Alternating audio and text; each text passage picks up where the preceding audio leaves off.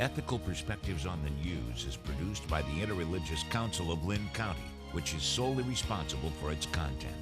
The views and opinions expressed on this program do not necessarily reflect those of the staff and management of KCRG TV 9.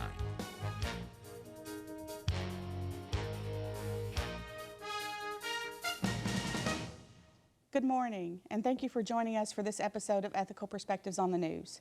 I'm Lynda Waddington, your moderator today, and we're going to be discussing something that's probably familiar to many of our viewers, and that is at-risk youth.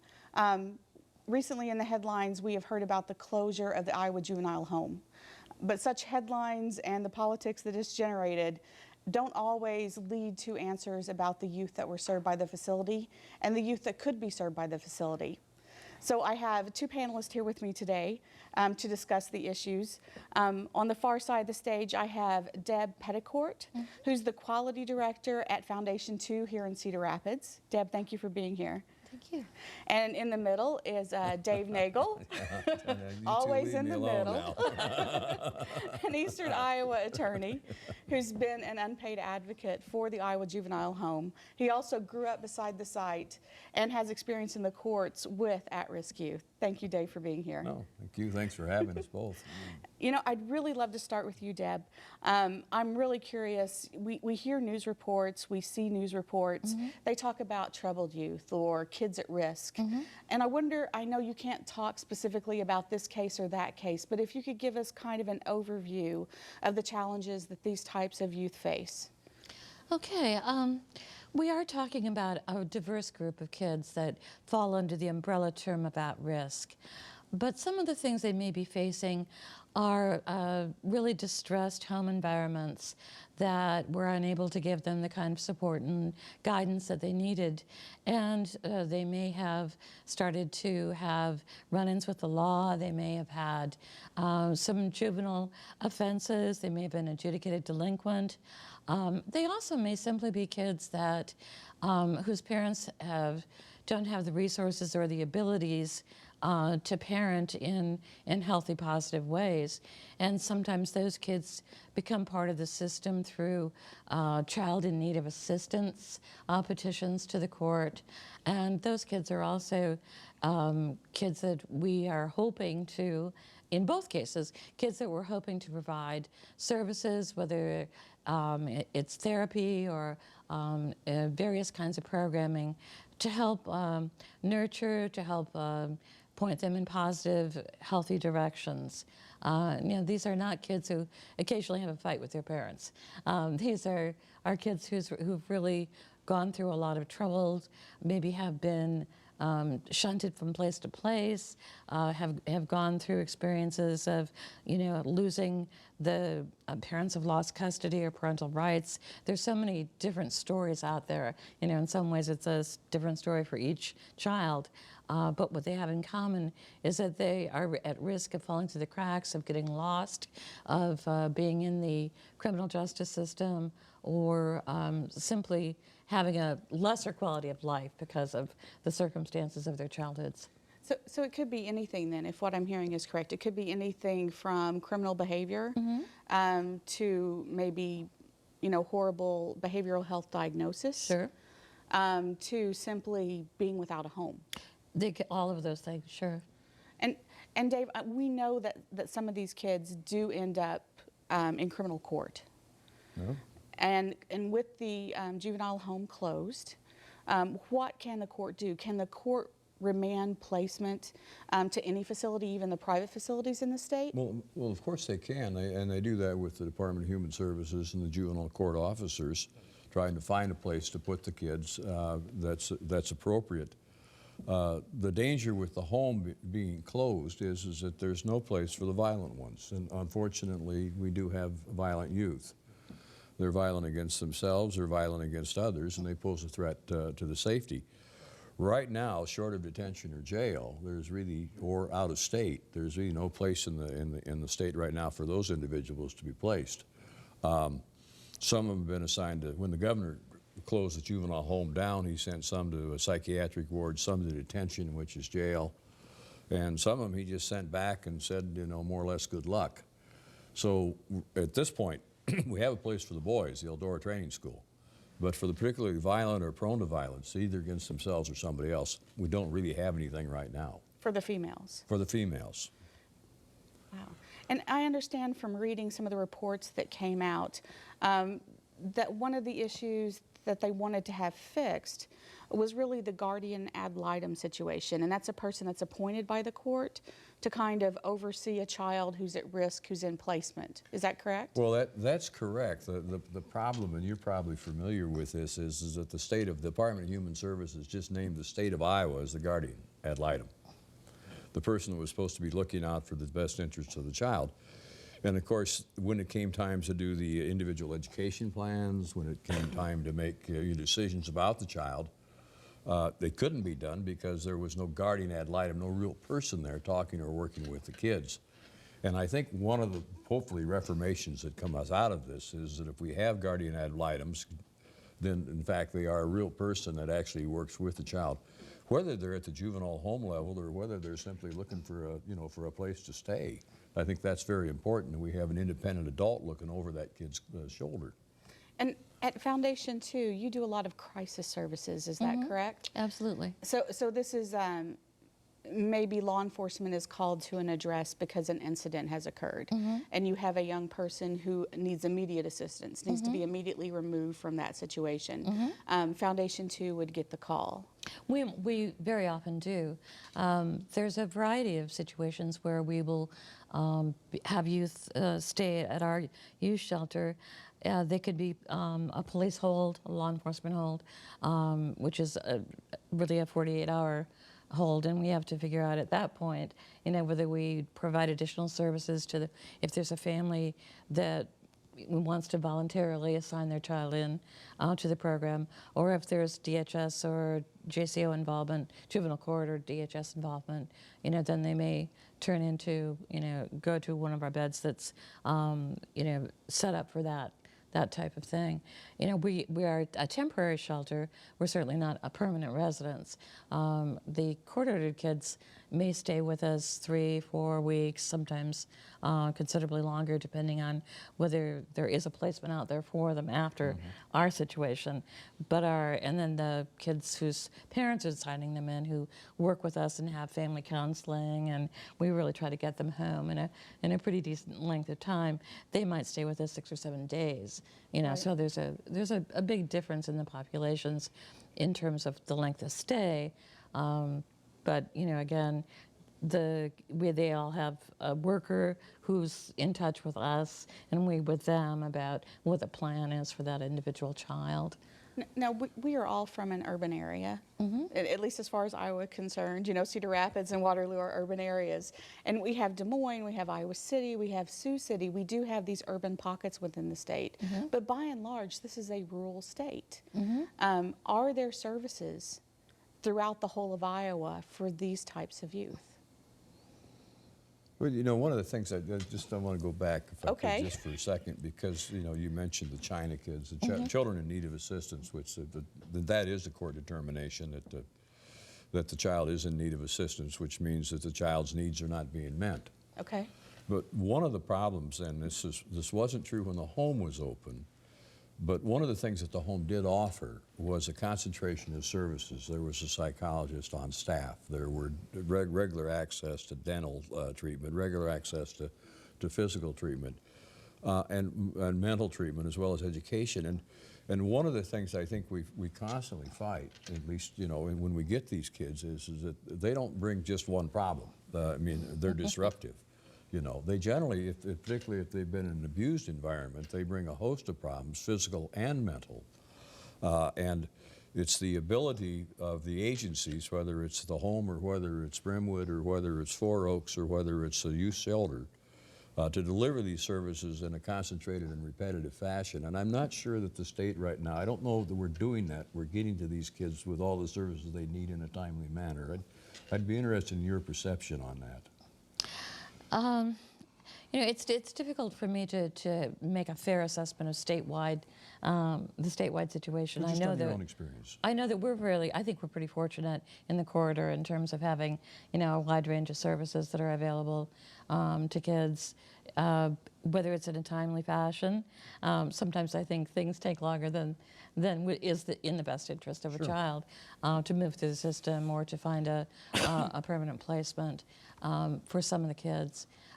You're talking about, they do come with, many of them, a high degree of trauma, and, we need to, be able to provide, sensitive kind of care that doesn't re-victimize, re-traumatize these children, and do it in, I think that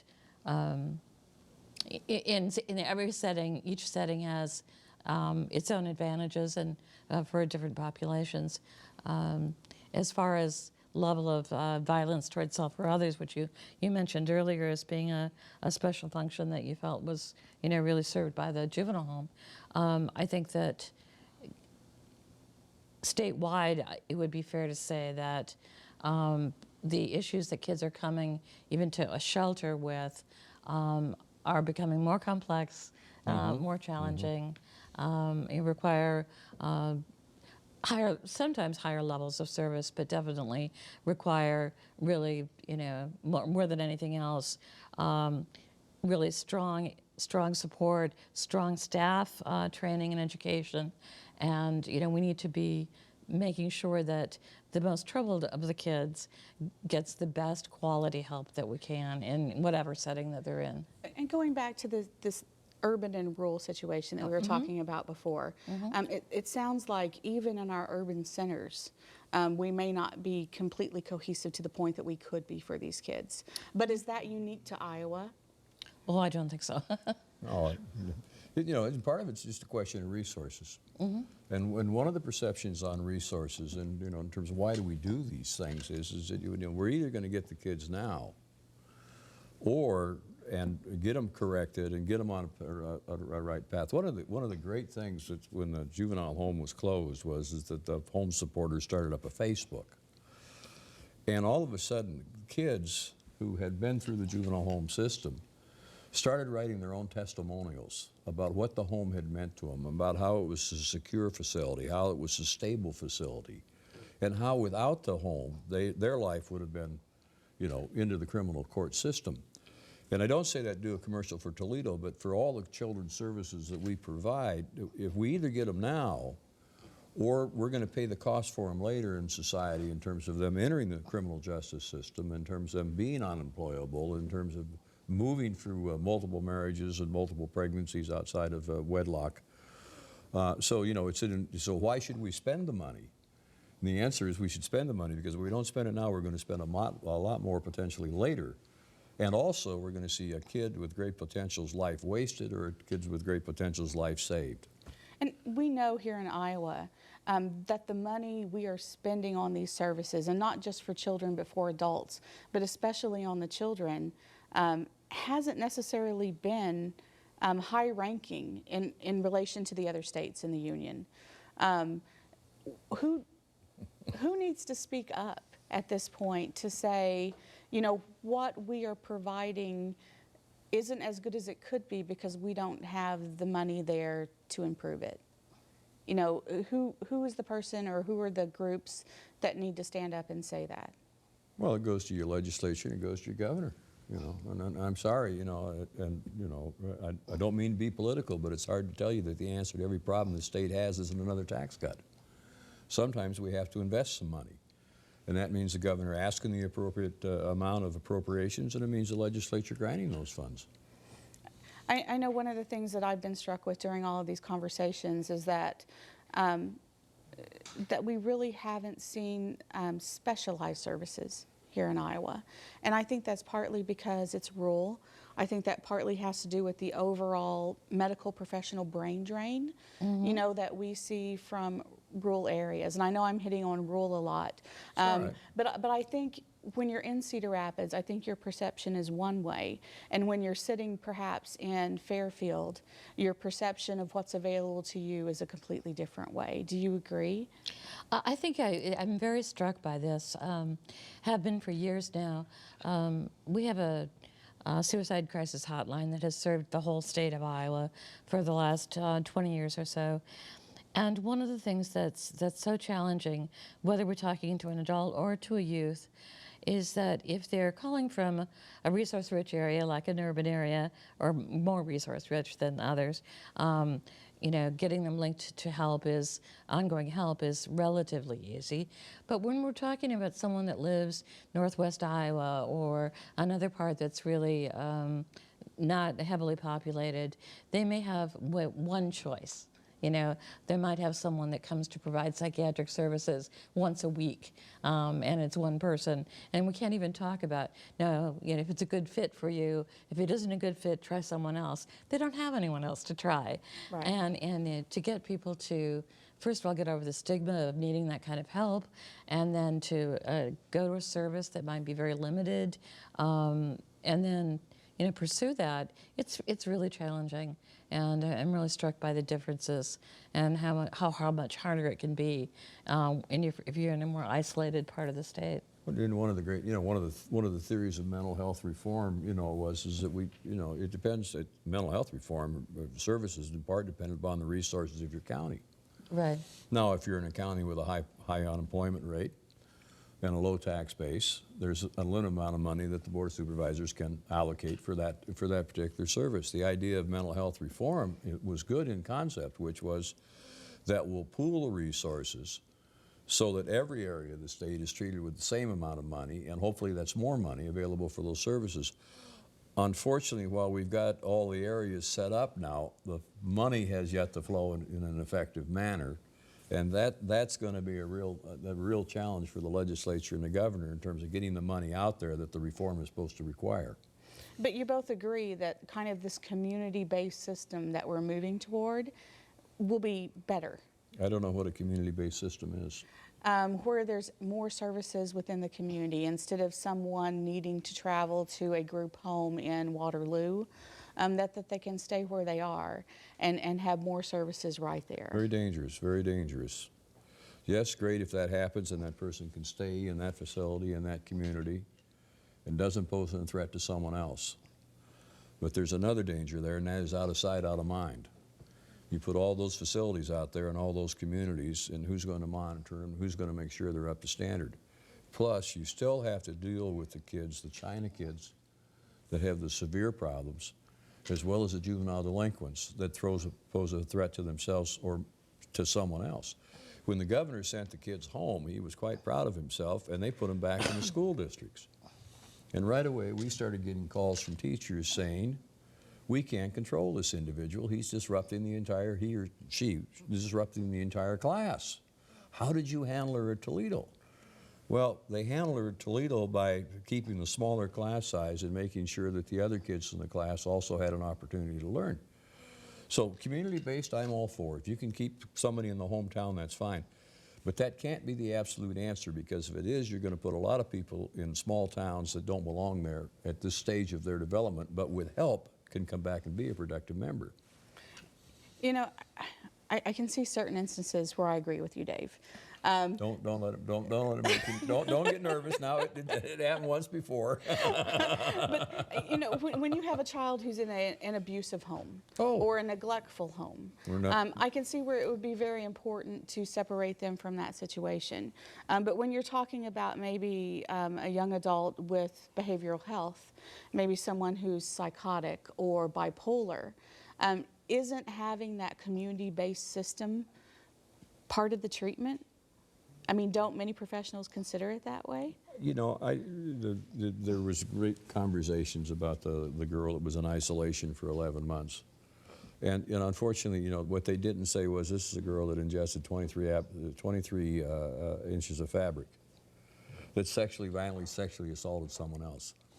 Now, you know, I would love to see her in her local home if possible, but I don't think that kind of an individual belongs there. So it's a strictly, and I think you do this in your work, you try to find the right setting for the right child. Every one of them is different, but every one of them requires a slightly different parameter of care. No, we don't disagree. Whenever possible, they should be in the community. But when they can't, when they're a harm to themselves or harm to someone else, or when they require more concentrated care, then I think, then you have to move to a larger concentrated resource center. And you don't believe that necessarily has to be another juvenile home? No, I think it should be the juvenile home. I think they were doing the job and they should be allowed to continue that job. But unfortunately, whether that happens or not, it's up to the legislature. But no, there is. I mean, listen, I know boys and girls are different. I'll give you that.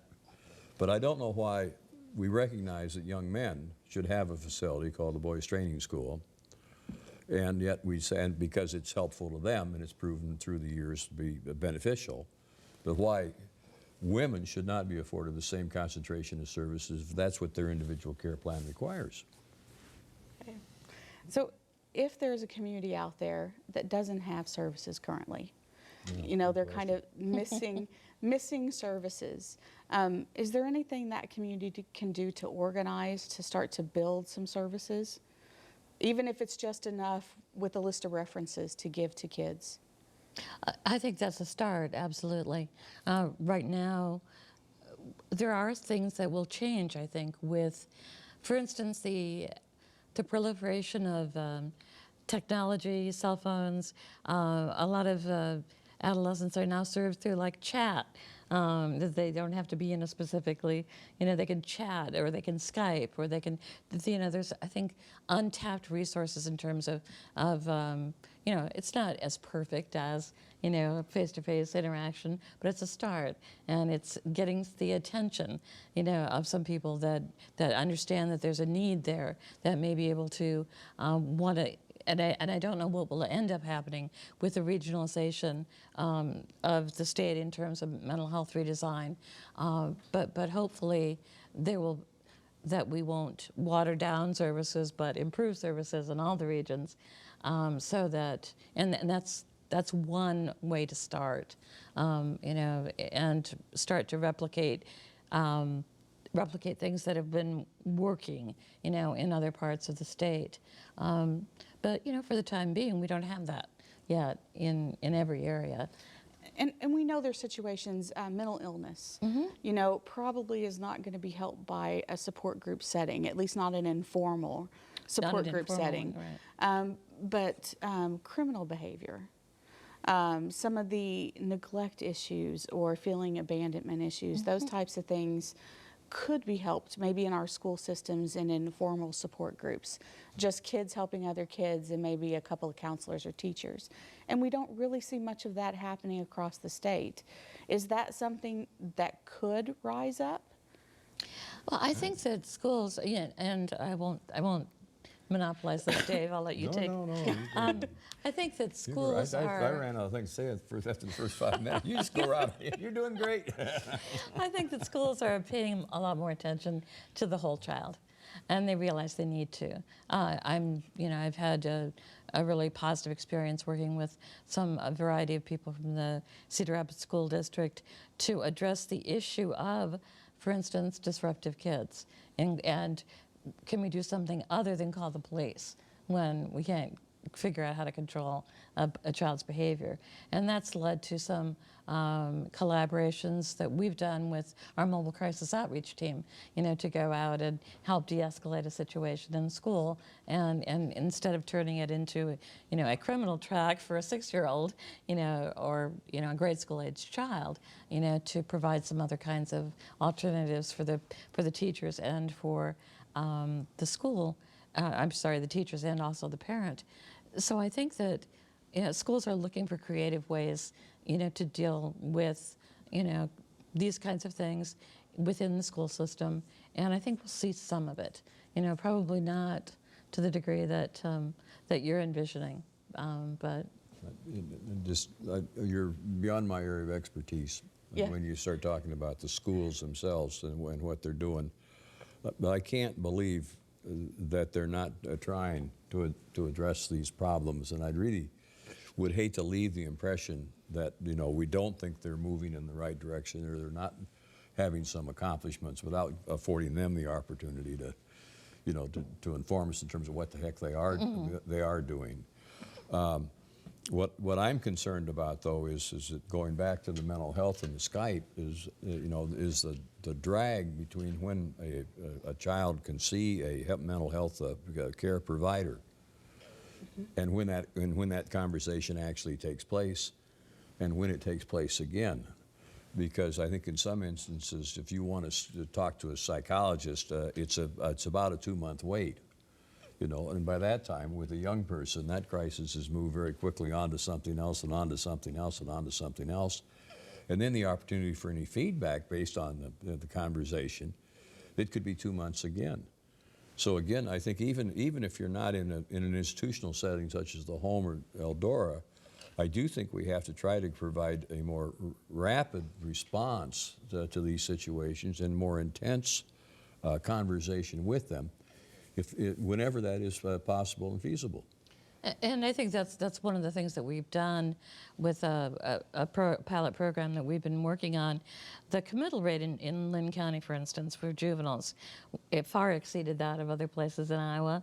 So we now have a program where our mobile crisis team goes out to a situation in a family, and if they accept services, we can get them an appointment for their child to be evaluated the following day. Excellent. We have Just partnerships with St. Luke's and with Abbey Center and with all these other places that will, keep a slot open for us if we call and say, this is our counseling program. So that's really something that's, I think it's had a really positive impact, and luckily we're able to continue that. So now the challenge, of course, is to take that, and put it even into the rural areas, right, and spread them in that direction as well. So we only have a couple of minutes left. It went really fast. Really it fast. Always does, doesn't it? But I'd really like to know, anything in closing that we didn't get to that maybe you would like to say, what you want people to think of when they read these headlines about the home or about Eldora or about Foundation 2 or any of the organizations that are serving our youth. What should they think first? I want them to keep one thing in mind. They say the juvenile home, well, that's a jobs bill. That's just to employ people. People who've given their life to working with juveniles, regard themselves as more than just a job. But what's important is when you say the best interest of the child, one of the things that's the best interest of the child is that they have a trained and competent staff. Whether at the level at the juvenile home, which I happen to think they did, or whether they have them in the facilities that are across the state. And that means that you have to recognize that the cheapest employer, the one that couldn't get a job at McDonald's, isn't necessarily the one you want trying to rescue your daughter. But you want trained people with competence, with experience and commitment. And if there's one thing that we have to make this whole thing work, it's good people. Absolutely. I don't disagree with any of that. I also want someone to hear, when they think about kids in trouble, kids at risk, to remember that they're not done being grown up yet, that we know more than we ever have about brain development and how quickly that needs to, how slowly that really progresses. Why are they waving their hands at us? I think they're telling us we have to go. Obviously, we have more to say. We hope you have some more to say. Yeah. Thank you both for being here, and please join us on our Facebook page and continue the conversation.